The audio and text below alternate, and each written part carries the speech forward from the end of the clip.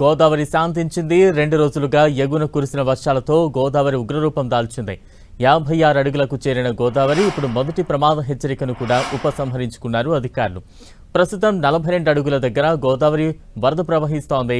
4 రాష్ట్రాలకు సరిహద్దుగా ఉన్న భద్రాచలంలో గోదావరి వరద ఉధృతి తగ్గడంతో భద్రాచలం నుంచి ఆంధ్రప్రదేశ్, ఛత్తీస్గఢ్, మహారాష్ట్ర, ఒరిస్సా వెళ్లే ప్రధాన రహదారి కోనవరం, వేలేరుపాడు, కుక్కునూరు, చింతూరు, పీలేరు రోడ్డు పునరుద్ధరించారు.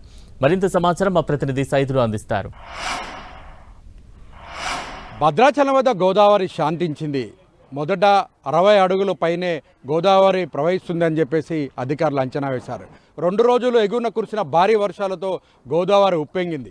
ఇప్పుడు ప్రస్తుతం 3వ ప్రమాద హెచ్చరికను, 2వ ప్రమాద హెచ్చరికతో పాటు మొదటి ప్రమాద హెచ్చరికను కూడా అధికారులు ఉపసంహరించుకున్నారు. దీంతో ఒక్కసారిగా మొత్తం గోదావరి లోతట్టు ప్రాంతాల ప్రజలందరూ కూడా ఊపిరి పీల్చుకున్నారు. అధికారులు కూడా ఊపిరి పీల్చుకున్న పరిస్థితి కనిపిస్తుంది. చూడొచ్చు, నిన్నటి వరకు మనం చూసుకున్నట్లయితే 56 అడుగుల పైనే గోదావరి ప్రవహించినప్పుడు ఈ ప్రాంతం అంతా కూడా జలదిగ్బంధనంలో కూరుకుపోయింది. చూడొచ్చు, పడవల సమీపంలో ఉన్న విద్యుత్ స్తంభాలు కూడా మొత్తం కూడా జలదిగ్బంధనంలో కూరుకుపోయిన పరిస్థితి, అవన్నీ కూడా తేరుకుంటున్న పరిస్థితి. మొత్తంగా 42 అడుగులకు చేరుకోవడంతో మొదటి ప్రమాద హెచ్చరికను కూడా అధికారులు ఉపసంహరించుకున్నారు. దీంతో మొత్తంగా ఈ లోతట్టు ప్రాంతాల ప్రజలందరూ కూడా ఇంటికి వెళ్తున్న పరిస్థితి కనిపిస్తుంది. అదేవిధంగా ఛత్తీస్గఢ్, తెలంగాణ, భద్రాచలం వెళ్లాల్సిన ప్రధాన రహదారి, అదేవిధంగా ములుగు, వాజేడు, వెంకటాపురం, చెర్ల, దుమ్ముగూడెంకు సంబంధించిన ప్రధాన రహదారులన్నీ కూడా తిరిగి పునరుద్ధరించడంతో ఒకసారిగా వాహనాలన్నీ కూడా వెళ్తున్న పరిస్థితి కనిపిస్తుంది. ఈ 2 రోజులుగా ఇక్కడే భద్రాచలంలోనే భారీ వాహనాలు నిలిపివేసిన పరిస్థితి. అదేవిధంగా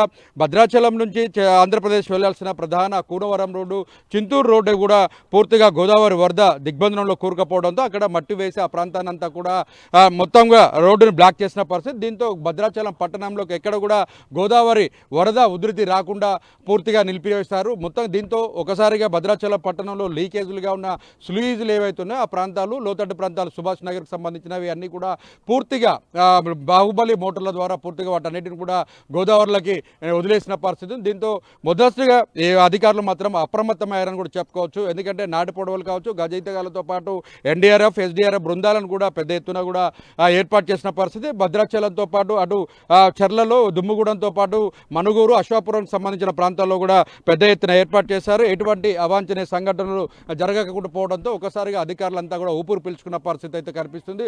ఓవరాల్గా చూసుకుంటే మాత్రం ఎలినోనా ఎఫెక్ట్తో వర్షాలు పడక రైతులు ఇబ్బంది పడుతున్న నేపథ్యంలో ఇప్పుడు మాత్రం వర్షాలు లేక ఇబ్బందులు పడుతున్న నేపథ్యంలో ఇప్పుడు మాత్రం వరదలు ఎక్కువగా రావడంతో వేసిన పంటలన్నీ కూడా జలదిగ్బంధనంలో కూరుకుపోవడంతో పంటలు కూడా పూర్తిగా దెబ్బతినే అవకాశాలు ఉన్నాయని వ్యవసాయ శాఖ అధికారులు స్పందించి తమకు న్యాయం చేయాలని కూడా అధికారులు చెప్తున్న పరిస్థితి అయితే కనిపిస్తుంది. పంట అంచనాలు కూడా వేయాలని కూడా అధికారులు చెప్తున్న అంటే స్థానికులు అధికారులను కోరుతున్న పరిస్థితి. ఓవరాల్గా భద్రాచలానికి సంబంధించినటువంటి ప్రజలు కావచ్చు, లోతట్టు ప్రాంతాలు, ములుగు, వాజేడు ప్రాంతాలు, గోదావరి పరివాహక ప్రాంతం కూడా పూర్తిగా ఊపిరి పీల్చుకుంది. వరదలు తగ్గాలని స్థానికులు చేసిన పూజలకు శాంతించిన గోదారమ్మ పూర్తి స్థాయిలో కూడా రాకపోకలు పునరుద్ధరించడంతో మొత్తం అటు అధికారులు, ప్రజలు ఊపిరి పీల్చుకున్న పరిస్థితి కనిపిస్తుంది. ఓవరాల్గా చూసుకుంటే గోదావరి శాంతించింది.